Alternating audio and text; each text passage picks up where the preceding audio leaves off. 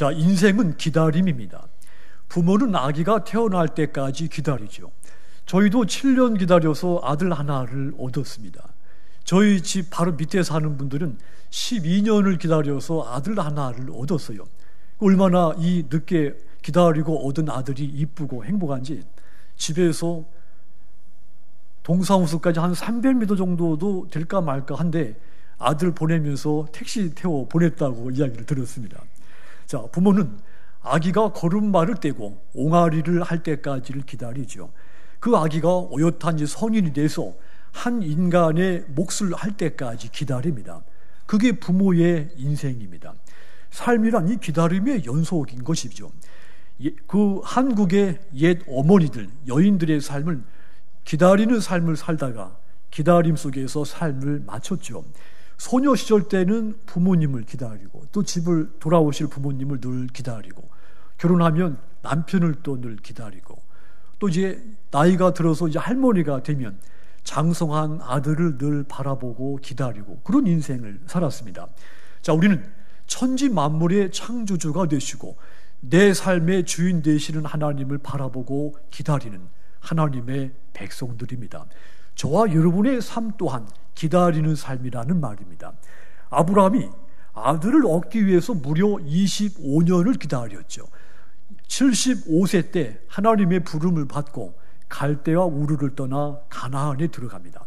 그곳에서 100살이 될 때까지 약속된 아들을 기다립니다. 창세기 21장 5절 보시면 아브라함이 그의 아들 이삭이 그에게 태어날 때 따라합시다. 100세라 25년을 기다린 100세가 된 해 그 아기를 이삭을 하나 얻습니다. 야곱이 오랜 세월 기다린 그때 고향으로 돌아오게 됩니다. 그가 고향으로 들어올 때 많은 부양가족 또 이제 그 종들을 데리고 또 한때 두때 모래떼 같이 많은 가축을 거느리는 큰 부자가 돼서 돌아왔죠. 야곱이 어느 날 갑자기 하루아침에 거부가 된 것이 아닙니다. 오랜 기다림 끝에 거부가 된 겁니다. 요셉이 17살 때 형제들에게 노예로 팔렸죠. 13년 노예 생활, 옥중 생활을 하면서 하나님의 뜻이 자신의 인생을 통해 이루어지기를 기다렸습니다. 마침내 그의 인생이 하나님의 뜻으로 펼쳐졌죠. 기다림 끝에 말입니다. 모세 또한 기다리는 인생이었습니다. 모세가 하나님으로부터 소명을 받고 고독을 혼자서 극복하는 훈련 40년을 걸렸습니다. 80이 됐을 때 이스라엘을 이집트에서 이끌고 나와서 젖과 꿀이 흐르는 가나안 땅으로 인도하는 지도자가 된 겁니다. 성도의 삶이란 이처럼 기다리는 삶인 것입니다. 시편 40편 1절 보시면 내가 여호와를 기다리고 기다렸더니 귀를 기울이사 나의 부르짖음을 들으셨도다. 130편 6절도 보시면 파수꾼이 아침을 기다림보다 내 영혼이 주를 더 기다리나니 참으로 파수꾼이 아침을 기다림보다 더하도다 그랬죠. 이 두 시에서 말하는 것은 한 가지입니다. 하나님을 기다려야 한다는 말입니다. 성도의 삶이란 하나님을 바라보고 기다리는 삶이라는 뜻입니다. 성경에서 하나님의 때를 오래 참고 기다린 사람들이 하나님이 섭리하시는 역사에서 주인공들이 됐습니다. 기다리지 못하고 중간에 중단했다거나 또 포기했거나 이런 사람들은 하나님의 역사에 이름조차도 남기지를 못했습니다. 다윗이 처음 왕이 될 것이라는 이야기를 들었을 때가, 그러니까 사무엘 선지자로부터 기름 부음 받은 때가 사울 왕이 된 지 25년째 됐을 때입니다. 그 당시 다윗은 10대 청소년이었죠. 그 후 4년 5년이 지나서 다윗이 사울 왕을 처음으로 대면을 하게 됩니다. 자, 그런데 공교롭게도 그때는 이스라엘과 블레셋 사이에 전쟁이 일고 있었던 때였죠. 블레셋의 골리앗 장군이 이스라엘 군인들을 무시하고 조롱하고 있었을 때입니다. 다윗이 아버지의 심부름을 이제 받고 전쟁터에 나가 있는 형들에게 음식을 가져다 주기 위해서 그곳에 가게 된 것입니다. 다윗은 그곳에서 골리앗 앞에 두려워 떨고 있는 이스라엘 백성들 모습을 보게 되죠. 그 모습은 다윗에게 굉장히 충격이었습니다. 왜냐하면 할례도 받지 않은 이방인들이, 할례를 바른 하나님의 거룩한 백성들의 군인들이 그 앞에서 모욕당하는 것을 보았기 때문이죠. 다윗은 그 상황, 그 모습에 대해 분노하게 됩니다. 그리하여 양을 치면서 들짐승을 쫓아내던 그 물맷돌을 돌리며 골리앗을 향해 뛰쳐나간 겁니다. 만군의 여호와의 이름으로 물맷돌을 날려서 골리앗을 쓰러뜨리죠. 위기의 전쟁을 큰 승리로 이끌어냅니다. 다윗은 이 공로를 인정받고 사울 왕한테 장군으로 임명을 받습니다. 이제 왕과 함께 승리의 개선을 하게 됐죠. 다윗이 이 사울 왕과 함께 말을 타고 이스라엘로 돌아오는데 수많은 백성들이 그들을 환영했습니다. 마중 나온 여인들이 소고를 잡고 노래를 부르며 환영을 했죠. 그런데 사무엘상 18장 7절 보시면 여인들이 뛰놀며 노래하여 이르되 사울이 죽인 자는 천천히요 다윗은 만만이로다. 여인들이 사울 왕이 죽인 사람은 그 수천 명에 불과하지만 다윗이 죽인 자는 수만 명이 넘는다고 칭송을 한 겁니다. 왕은 이 환영의 노래에 대해서 몹시 기분이 상했죠. 어떻게 백성들이 나를 무시하고 다윗을 칭송하는가? 아마 다윗이 내 왕의 자리도 빼앗을 것이다. 여기 생각까지 이르게 됩니다. 그때부터 왕은 이스라엘의 영웅이 된 다윗을 라이벌로 단정짓고 제거해야 할 사람으로 주목을 하죠. 이후부터 다윗은 나라에 큰 공로를 세웠고 사울 왕의 사위도 됐고 사울 왕의 가장 소중한 아들 요나단, 그와 가장 친한 친구가 됐는데도 불구하고 사울은 다윗에 대해서 경계를 늦추지 않습니다. 다윗을 죽일 귀만 엿보기 시작을 한 것이죠. 다윗은 왕이 나를 죽이려고 하는 그 마음이 확고하다는 것을 알고 이후부터 사울 왕의 눈을 피해 도망다니기 시작을 합니다. 다윗의 이 도망자의 생활이 30세 왕이 될 때까지 무려 10년 동안 지속이 됩니다. 하나님은 사무엘 선지자를 통해 나에게 이스라엘 왕을 삼겠다 머리에 기름을 부었습니다. 그런데 왕이 되기는커녕 10년 동안 이 도망자의 삶을 살게 된 것입니다. 그런 다윗의 심정은 어떤 말로도 표현할 수 없이 답답하고 무거운 것이었죠. 쫓는 자는 제국의 절대 권력자 왕입니다. 이 사울은 막강한 군사력을 이용해서 다윗이 이스라엘 경내 어디에도 숨을 곳이 없었습니다. 곳곳마다 감시의 눈이 있고 사람들 눈에 띄는 즉시 곧바로 신고가 들어갑니다. 이스라엘 땅에 어느 한 곳도 다윗은 자기 몸을 감출 곳이 없었던 겁니다. 그리하여 사무엘 21장 10절 보시면 그날에 다윗이 사울을 두려워하여 일어나 도망하여 가드 왕 아기스에게 갔다 그랬죠. 자, 이 아기스 왕한테 가서 망명을 요청한 겁니다. 자, 그런데 이 아기스 왕의 부하들이 결코 반대를 하죠. 사무엘상 21장 11절 보시면 아기스 신하들이 아기스에게 말하되 이는 그 땅의 왕 다윗이 아닙니까? 무리가 춤추며 이 사람의 일을 노래하며 이르되 사울이 죽인 자는 천천히요 다윗은 만만이로다 하지 않았습니까? 한마디로 이 왕들이 이 부하들이 염려하는 것은 이겁니다. 사울이 죽인 자는 수천 명에 불과하고 다윗이 죽인 자는 수만 명이 넘는 만큼 다윗이 아주 용맹스러운 장군인데 그런 자가 우리나라에 들어왔을 때 우리가 자칫 이 나라를 뺏길 수도 있다. 다윗한테 뺏길 수도 있다는 염려이죠. 그래서 적극 반대를 한 겁니다. 다윗은 그 말을 듣고 그 말을 마음에 두고 심히 두려워해서 목숨의 위협을 느끼죠. 그리하여 왕 앞에 나가서 갑자기 정신이 나간 사람같이 연기를 하죠. 사무엘상 21장 13절 보시면 그들 앞에서 그의 행동을 변하여 미친 체하고 대문짝에 그적거리며 침을 수염에 흘리며 더 쉽게 말하면 사람들에게 붙잡혀서는 갑자기 발작을 일으키고 성문짝에 글자를 뒤는 대로 아무 글씨나 써갈겨대고 수염에 침을 흘리기도 그렇게 했다는 말이죠. 이렇게 다윗의 도피 여정은 늘 목마르고 늘 배고프고 늘 생명의 위협을 느끼는 위기의 순간들이었습니다. 또 사람들 눈에 띄면 곧바로 이제 신고가 들어가서 사울은 군사를 풀어 자기를 추격하는 그야말로 긴장의 연속의 10여 년의 삶이었습니다. 죽을 고비가 셀 수 없이 많았고 이런 날이 하루 이틀이 아니고 한 달, 두 달도 아니고 10년이 지속이 됩니다. 그러니 곧이고도 죽고 싶을 만큼 힘겨운 삶을 살고 있었던 겁니다. 오늘 본문은 다윗이 그 쫓기던 시절 그 무겁고 답답한 상황을 글로 표현해낸 그 많은 글 가운데 하나입니다.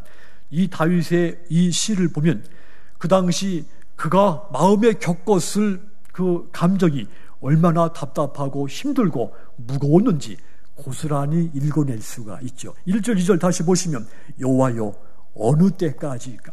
나를 영원히 잊으시나이까? 주의 얼굴을 나에게서 어느 때까지 숨기시겠습니까? 나의 영혼이 번민하고 종일토록 마음에 근심하기를 어느 때까지 하며 내 원수가 나를 치며 자랑하기를 어느 때까지 하리까? 그럽니다. 1절 2절은 이 시의 서두에 해당이 됩니다. 그런데 이 두 절에 어느 때까지니까 이 문장이 4번이나 반복합니다. 사중적 탄식, 사중적 절규를 하나님 앞에 했다는 말이죠. 다윗이 그 상황에 대해서 얼마나 무겁고 답답하고 힘든지 충분히 짐작할 수 있는 표현인 겁니다. 좀 더 구체적으로 보면 이런 이야기죠. 첫째로 나를 잊으시기를 어느 때까지일까? 이 말은 나를 영원히 잊으신 것은 아니십니까?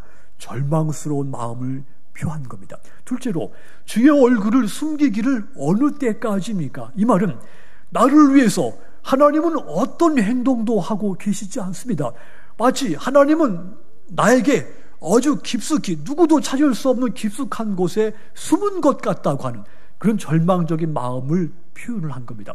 내가 힘든데 하나님이 내게 나타나서 나를 위해 어떤 행동을 하셔야 되는데 하나님은 어디 깊은 데 숨으신 것 같이 도무지 나를 위해서는 어떤 행동도 하지 않는다 이런 표현이죠. 세 번째는 나의 영혼이 번민하고 종일토록 근심하기를 어느 때까지일까? 이 말은 내가 지금 마음에 온갖 잡스러운 생각으로 가득 차서 하루 종일 근심에 빠져 있다는 말이죠. 그런데 문제는 그 끝이 기약이 없다는 이야기입니다.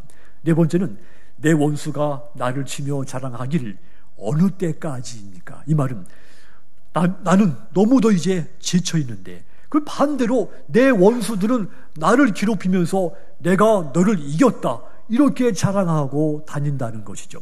이렇듯 다윗 마음속에는 절망, 또 한숨, 버림받음, 괴롭힘 당함, 또 부정당함 이런 감정들로 가득 차 있어서 이 시간들이 하루속히 지나가기를 간절히 고대한 겁니다. 한마디로 도대체 언제 이 순간들이 끝이 납니까?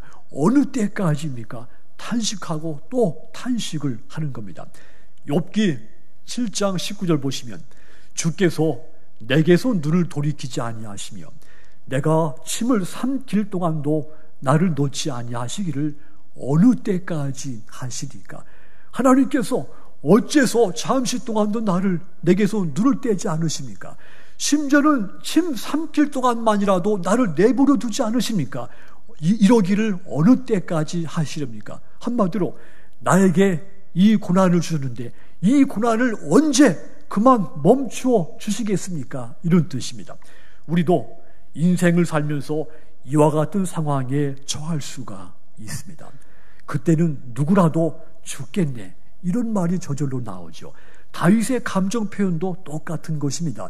3절 다시 보면 내 하나님이여 나를 생각하사 그 마지막에 보면 두렵건대 내가 사망의 잠을 잘까 하며 사망의 잠을 잘까 내가 사망하겠네 죽겠네 이런 표현입니다.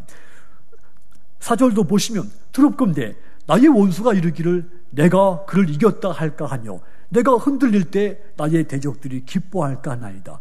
이 말을 현대인의 성경으로 보면 원수들이 우리가 너를 이겼다 이렇게 말하지 못하게 하소서. 그들이 내가 넘어지는 것을 기뻐하지 못하게 하소서. 이런 말입니다. 한마디로 대적들이 나를 이기게 되면 그 대적들이 좋아서 길길이 뛸 것이고, 내가 흔들려 무너지면 대적들이 더 좋아서 어쩔 줄을 모르게 될 것이다. 그러니 대적들이 나를 이기지 못하게 하소서. 이런 탄식인 겁니다. 그래서 다윗은 하나님께 탄식하기를, 언제까지 이렇게 하실 것입니까? 이 고난이 언제 끝이 납니까? 탄식한 겁니다. 여러분, 예수 믿는 사람들도 세상 살다 보면 고난이 길어지기도 하고 시련의 끝이 보이지 않을 때도 있습니다. 그래서 기다리는 것이 너무도 버티기가 쉽지 않을 때가 있습니다. 각 개인뿐만이 아닙니다. 국가적으로도 이런 일은 충분히 생기죠. 경기 불황이 장기화된다든지 정치적인 불안정이 지속된다든지 그랬을 때 국가도 언제까지 이 고난이 언제 끝납니까? 이렇게 온 국민들이 탄식할 수 있죠. 교회도 마찬가지입니다. 교회에도 이런 일이 충분히 일어날 수 있죠.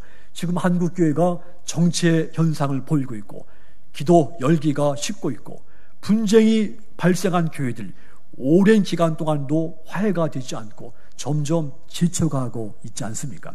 도덕성이나 사회성을 잃어서 교회들이 불신자들로부터 조롱받고 비판을 받죠. 문제는 이런 어려움들이 일시적인 현상으로 끝나면 문제가 안 되는데, 문제는 이 기간이 길어지면 우리도 다윗처럼 나를 잊으시기를 어느 때까지입니까? 주의 얼굴을 숨기기를 어느 때까지입니까? 나의 영혼이 범민하고 종일토록 근심하기를 어느 때까지입니까?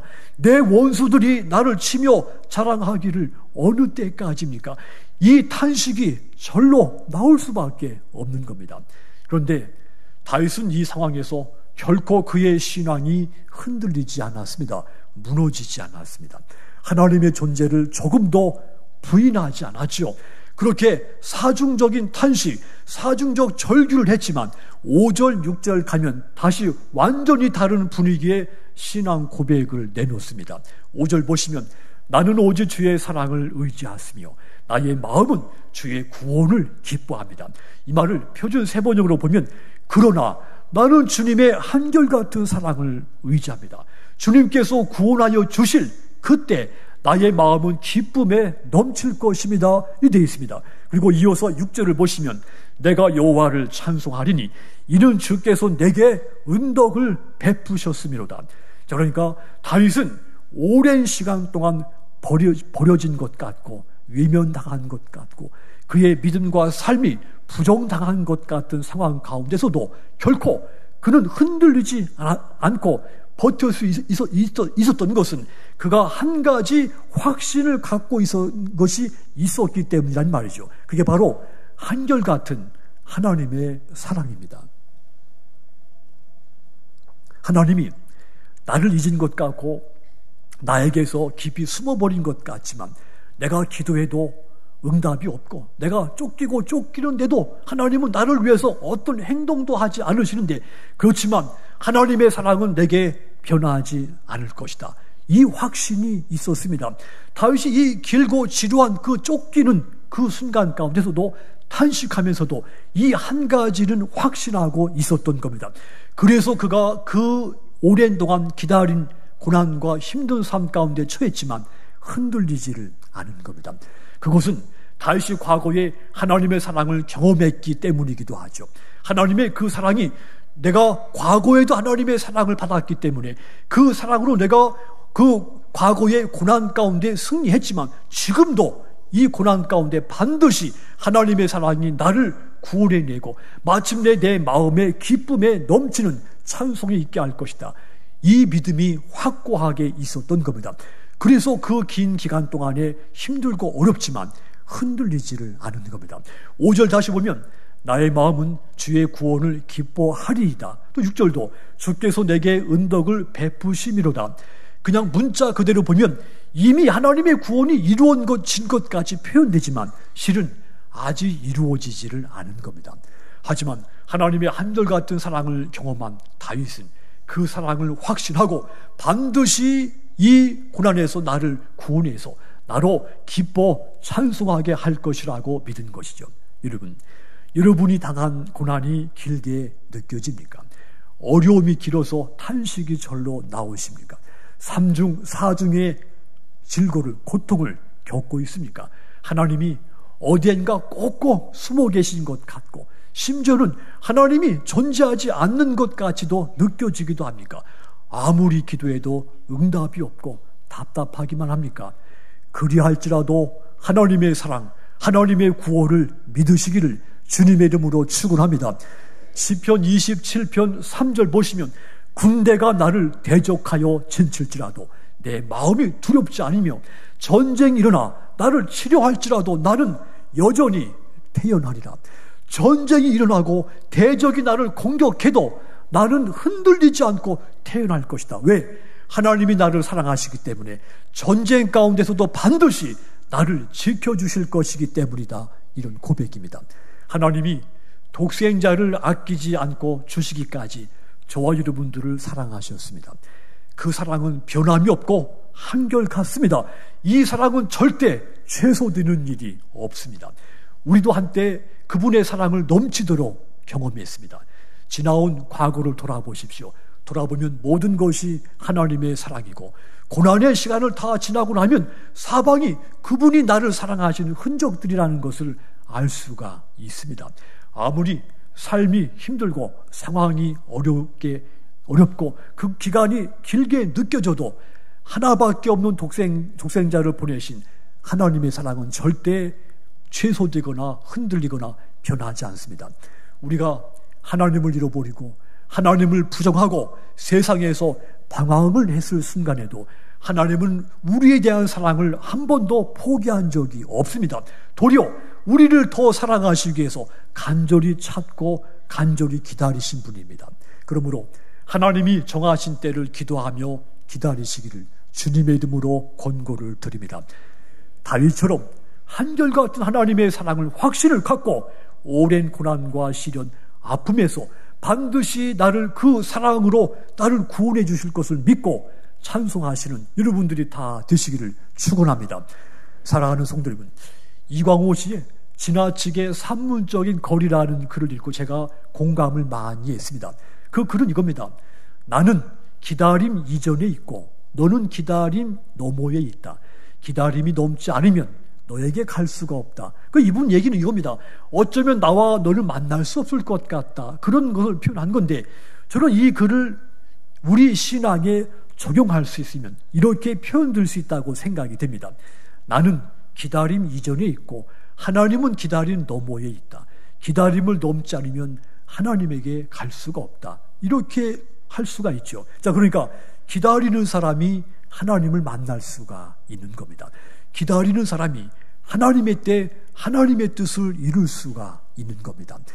우리나라가 일본의 식민지배를 받고 해방이 되기까지 36년이 걸렸습니다. 그 긴 기간 동안 우리 백성들은 몸과 마음이 찢기는 고통을 겪었죠.